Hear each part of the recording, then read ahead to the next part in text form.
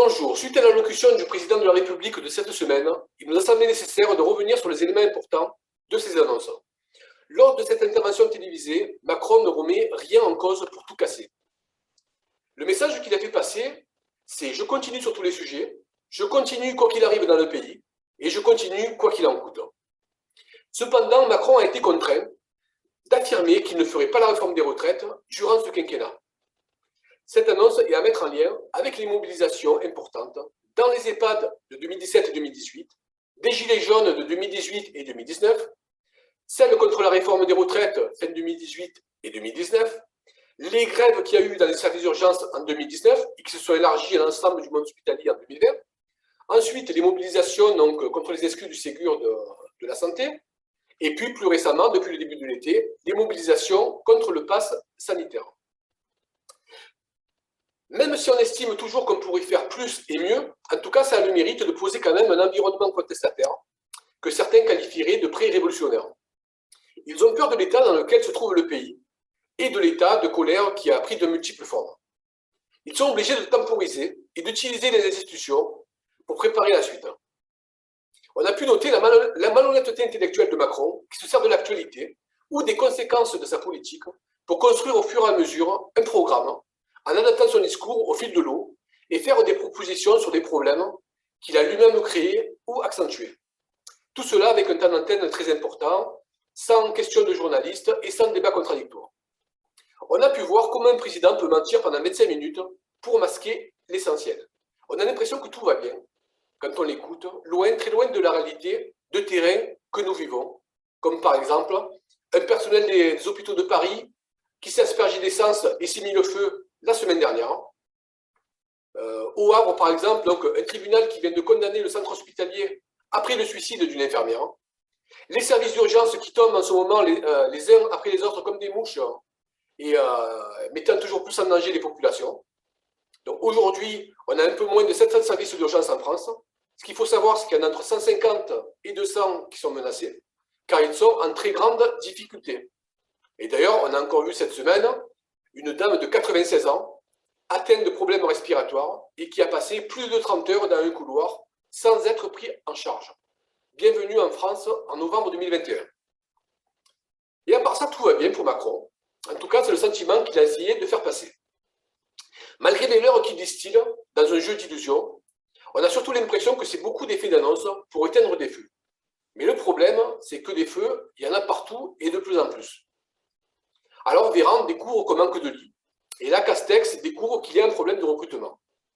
Ils ont oublié de dire que c'est leur gouvernement qui a suspendu ou poussé vers la sortie plusieurs dizaines de milliers de personnels hospitaliers, ce qui est honteux et constitue un véritable scandale dans le contexte hyper dégradé actuel.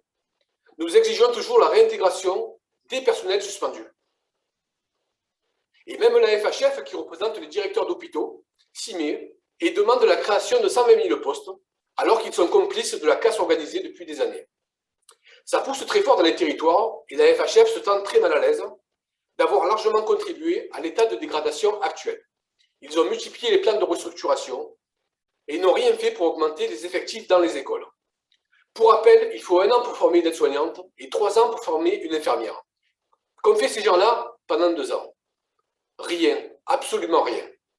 Ce président, ce gouvernement et tout le relais sur le terrain se présentent comme des chevaliers blancs, des sauveurs de l'hôpital public, alors que ça fait des années que ce sont eux les fossoyeurs dans le système de santé et plus globalement de toute la protection sociale.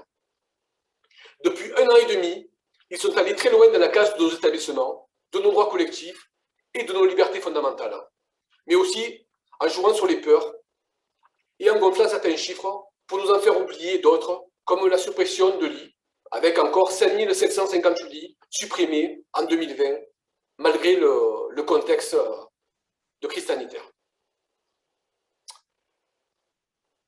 Pourtant, de nombreux chiffres viennent encore de tomber, provenant encore d'une agence du gouvernement.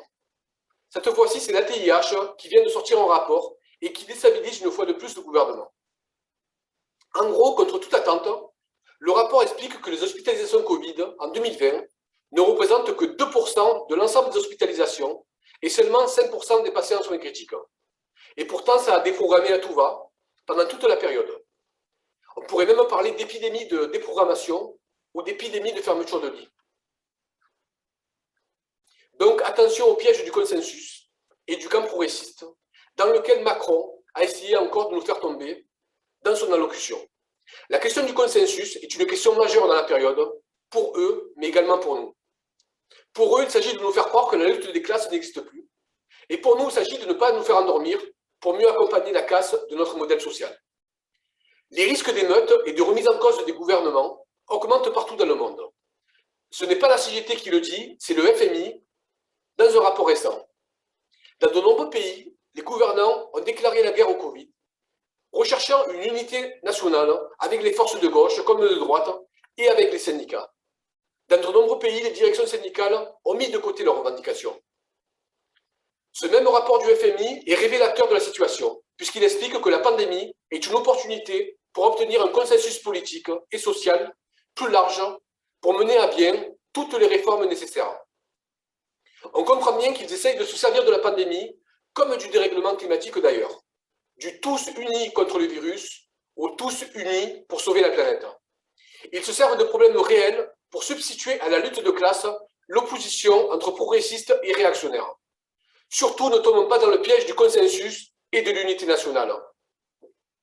Une autre annonce qui vous a peut-être échappé, Macron a dit qu'il allait reproposer une nouvelle loi sécuritaire au premier trimestre 2022.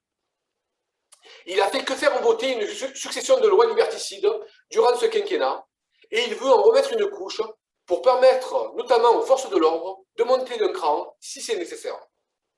C'est pourquoi il ne faut pas être frileux et se servir de chaque opportunité, mettre un pied dans chaque porte qui s'ouvre et faire en sorte qu'elle ne se referme pas. Il ne faut pas laisser encadrer, moraliser et pacifier notre activité et la lutte des classes. Il faut aller au combat de manière ordonnée et tous ensemble. C'est le sens de l'appel de la CE fédérale, de la CGT Santé et Action sociale du 10 novembre. L'appel, il est clair.